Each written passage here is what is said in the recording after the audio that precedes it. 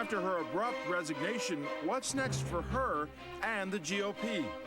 With us, the man who put her on the political map by choosing her as his running mate during the 2008 presidential campaign, Arizona Senator John McCain. Then the view from the other side of the aisle, New York Senator Chuck Schumer. Finally, the take from our political roundtable, Karen Hughes, Republican strategist and former counselor to President George W. Bush. Bob Shrum, Democratic strategist and senior advisor to the Gore and Kerry presidential campaigns. Andrea Mitchell, NBC News chief foreign affairs correspondent. And Roger Simon, Politico's chief political columnist.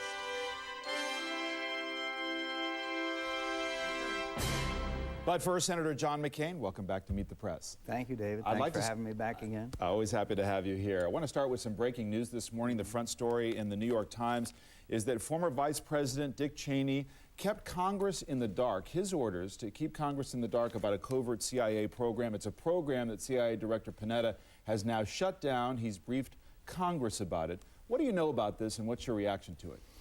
Well, uncharacteristically, not a lot. I am not on the Intelligence Committee. I don't know what the details of this are. The Vice President, I think, should obviously be heard from if the accusations are leveled in his direction. Clearly, the Republicans did not sign a letter, apparently, that was written alleging this. So I think it's frankly too early for me to reach any conclusion. It doesn't appear as if any lines were crossed in your judgment? I don't know, because again, a lot of this is anonymous sources, and this is, if I know Washington, this is the beginning of a pretty involved and detailed story, and I don't have enough information, but I think a lot more is to come on this. But can you understand how people would think it's a little bit strange? You vouched for her in front of the country, said she was qualified for the highest position in the land. And yet, you're not prepared to endorse her now? Well, I mean, George Bush, Ronald Reagan didn't endorse George Herbert Walker Bush, his own vice president, until the year of the election. I mean, it's just way too early, but I'm confident she would make a fine president. Question is what's the whole political scenario? Do you think she'll run? I don't know. I know she will play a major role. I know she has the ability to ignite our party and to galvanize us and get us going again and give us a strong, positive message. One more on this. Sure. Your trusted advisor for many years, Mike Murphy, wrote this week something very pointed. He writes that Governor Sarah Palin is the political train wreck that keeps on giving. First, she was an awful choice, he wrote last year as John McCain's running mate. An inexperienced governor of a small state, she lacked the experience to be president and brought nothing to the ticket except a surefire knack for exciting voters who were already reliably Republican. It was a strategically awful choice. Knowing everything you know now, you would pick her again? Absolutely, and in all due respect to those who like to examine the entrails and look backward, the fact is we were 3 points ahead on September 15th. And the stock market crashed, and we went 7 points down. Sarah Palin ignited our party. We were winning, and we could have won. But I'm proud of the campaign we ran. I'm proud of the people around me. I'm grateful for their support. I love them. I am proud to have had the honor of being the nominee of the party of Abraham Lincoln and Theodore Roosevelt and Ronald Reagan. And I will remain so. Is she ahead of the pack in terms of leaders of this party going forward? I don't know. A recent poll I saw that shows she and Mitt Romney and Huckabee very tight, but it's way so early. You might remember in 2007, my campaign was dead. Right. Remember well, and you came back.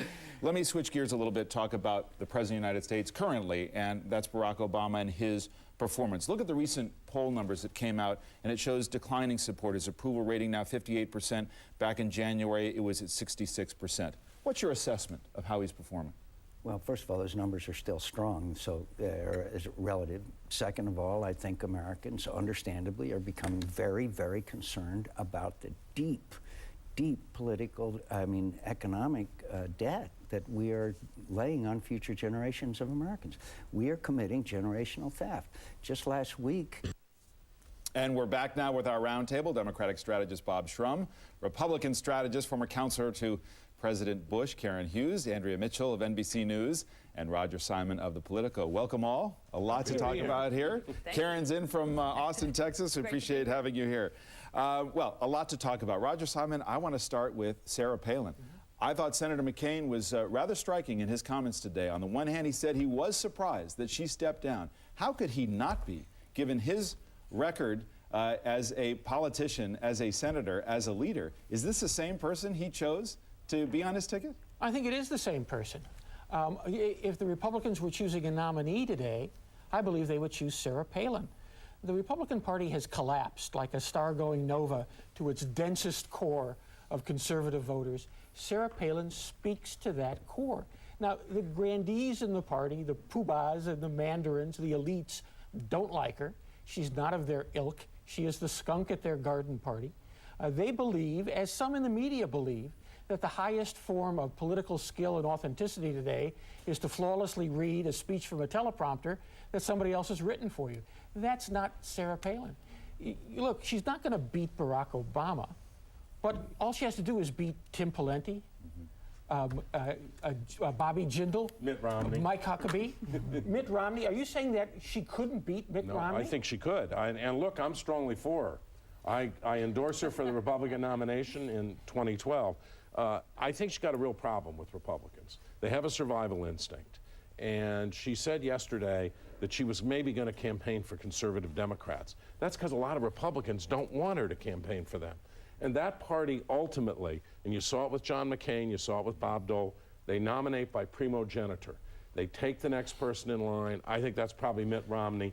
But I agree with you, she's got a big base, and I think she might win the nomination. I hope she does. Senator McCain just said he agrees with her, that he thinks it helps her standing, it's in the best interest of her interests going forward.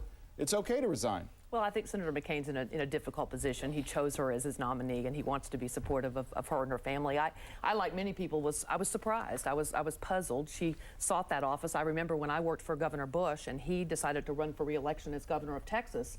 Even when he was being mentioned as a presidential candidate, he felt it was important to have that seal of approval, that re-election from the voters. And he was very honest with them and said, I don't know whether I will or won't run for president. I want you to make that as a factor in your decision. So I was surprised and somewhat puzzled. I think the weeks and months ahead are going to be very critical for Sarah Palin. She's got a lot of charm. I like her. She's feisty. She's a maverick.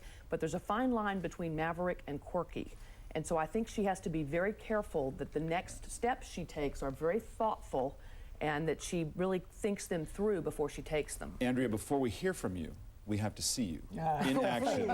This is Andrea Mitchell live on the scene in Alaska. These are some of the still photos in your waders. By the way, most people don't know that you actually travel with fishing waders in your purse on assignment, and there you're in foot. But look at this. This was the orchestration on this small fishing village of Governor Palin to speak her piece. And look at this media scrum there during the fly fishing. Photo op to end all photo ops. Here is a question that you asked her about her future. Watch. Can you imagine yourself running for president? I don't know what the future holds. Can't predict what the next fish run's going to look like, much less what's going to happen in a couple of years. But my focus is on my state still, and it always will be, and my family and what is best for them. What is best for them is to not run for re-election and to avoid a lame duck a wasteful session in a final year of office. Is that, this is the question I posed to Senator McCain, which is shirking from those fights the way you demonstrate leadership in the Republican Party?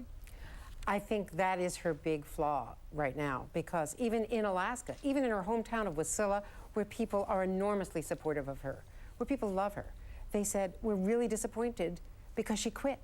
So that quitter label does attach to her. The other problem is, look, she's really warm. She was acting, I think, on behalf of her family, which were hurting, and she needed to do something about that. She was very deeply unhappy. She's got enormous charm, as Karen points out, and she's feisty. She's attractive. Lord knows she's attractive. But she has to have a coherent worldview to be the Republican nominee. And the reason why she was so rambling in that Friday statement and didn't really fix it in her interviews with many of us is that she's not deeply read. She hasn't thought through a lot of these policies. And you have to do that as a national candidate. Can a leader of the Republican Party chart a new course without real new ideas and a new direction for the party? In other words, does the Republican Party, to get back to power, need a fundamental overhaul in terms of core positions? Well, I think obviously anytime a party is out of power, there's a lot of talk about the crisis in the party, and new leaders and new voices will emerge. But I think as we move to the 2010 elections, as we move to 2012, that the leaders who emerge will have to have a vision. It'll have to be an optimistic vision. They'll have to make the case.